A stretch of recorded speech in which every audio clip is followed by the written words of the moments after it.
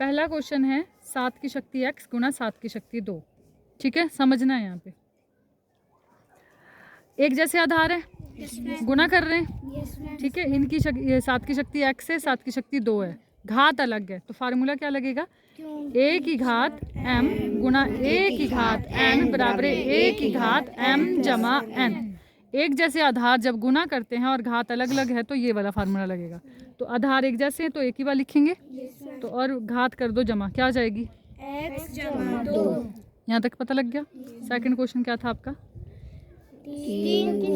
7 की शक्ति 2 गुना 11 की शक्ति 8 बटा 21 गुना 11 की शक्ति 3। हम यहाँ पर अब देखेंगे कि जो अभाज्य संख्याएं हैं वो तो ठीक है, जो अभाज्य नहीं है उसको अभाज्य गुणनखंड बनाएंगे। उसका कौन कौन है? 3 भी अभाज्य है, 7 भी अभाज्य है, 11 भी अभाज्य है, 21 अभाज्य है क्या? तो इसको हम अभाज्य गुणनखंड बनाएंगे इसका, और 11 भी अभाज्य है। तो 3 गुना 7 की शक्ति 2 गुना 11 की शक्ति 8। 21 के अभाज्य गुणनखंड क्या आते हैं?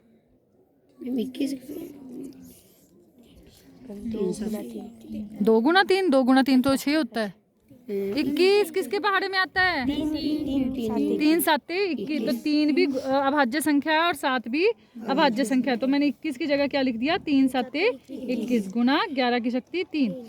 अब देखेंगे एक जैसे कौन है? 3 3, इसको अलग मैंने ऐसे कर दिया बटे में, गुना 7 की शक्ति 2 बटा 7 की शक्ति कुछ नहीं तो 1 गुना 11 की शक्ति 8 बटा 11 की शक्ति 3। अब देखो यहाँ पर भी एक जैसी आधार संख्याएं भाग कर रही है, यहाँ पे भी एक जैसी आधार संख्याएं, पता है ना, जो नीचे वाली ये वाली संख्या होती है 7 7, जैसे ये आधार है और जो ये ऊपर घात है एक जैसी है, ये भी आधार एक जैसा है। तो कौन सा फार्मूला लगेगा? बोलो। a की शक्ति m भाग या बटा a की शक्ति n। इसको बटे में भी चाहे मैं लिख लूँ, तब कंफ्यूज मत होना।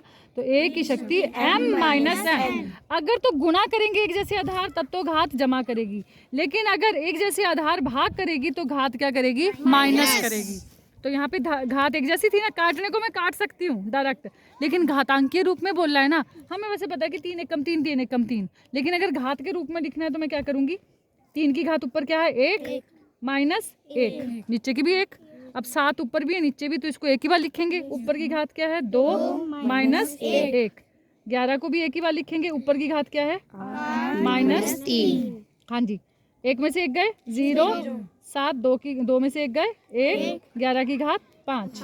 3 की घात 0 का मतलब 1 की घात 0 का मतलब 1। किसी की भी घात अगर शून्य हो या पावर शून्य हो तो उसका वैल्यू जो होती है 1 नहीं होती है। तो हमारे पास क्या आ गई? 1 गुना 7 की घात 1 का मतलब 7 गुना 11 की घात 5। इसको घातांक के रूप में ही बोला था ना लिखने के लिए, तो इसका आंसर है 7 गुना 11 की घात 5। समझ आ गया? ये था इसका आंसर। तीसरा क्वेश्चन क्या था? 25 गुना 5 की शक्ति 2 गुना t की शक्ति 8 बटा 10 की शक्ति 3 गुना t। अब इसको सरल करने को बोल रहा है ना, करते हैं हल। मैंने फिर से बोला कि जो अभाज्य संख्या नहीं है भाज्य उसको गुणनखंड बनाएंगे अभाज्य। तो कहाँ है 25? तो 25 का भाज्य गुणनखंड क्या होता है? 5 गुना 5। तो मैं इसकी जगह क्या लिख दूँ? 5 की शक्ति 2 लिख दूँ, क्योंकि ऐसे भी तो लिख सकती थी ना 5 गुना 5। तो अगली बार मेरे को 5 की शक्ति 2 ही करना पड़ना था, तो मैंने यहीं कर दिया। फिर से 5 की शक्ति 2 दे रखा है, गुना t की शक्ति 8 दे रखा है, बटे में 10 को भी हम तोड़ेंगे।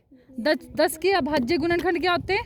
2 ये 10 की जगह आया 2 गुना 5, 2 5 10, लेकिन 10 की घात 3 है ना, तो इसकी भी होल पावर 3 आएगी, पूरे की शक्ति 3 या घात 3 गुना t की शक्ति 4। अब देखो ये एक जैसे हैं, इसको मैं साथ साथ में हल कर लेती हूँ। 5 5 आधार एक जैसे हैं, तो कौन सा फार्मूला लगेगा? जिसके आधार एक जैसे हैं और पावर जैसे ये a की घात m गुना a की घात n बराबर a की घात m। तो ये जमा कर जाएंगे ना? कौन जमा कर जाएंगे? आधार। आधार जमा कर जाएंगे। आधार एक ही बार लिखना, पावर जमा करेगी। इसकी पावर 2 जमा t की शक्ति 8।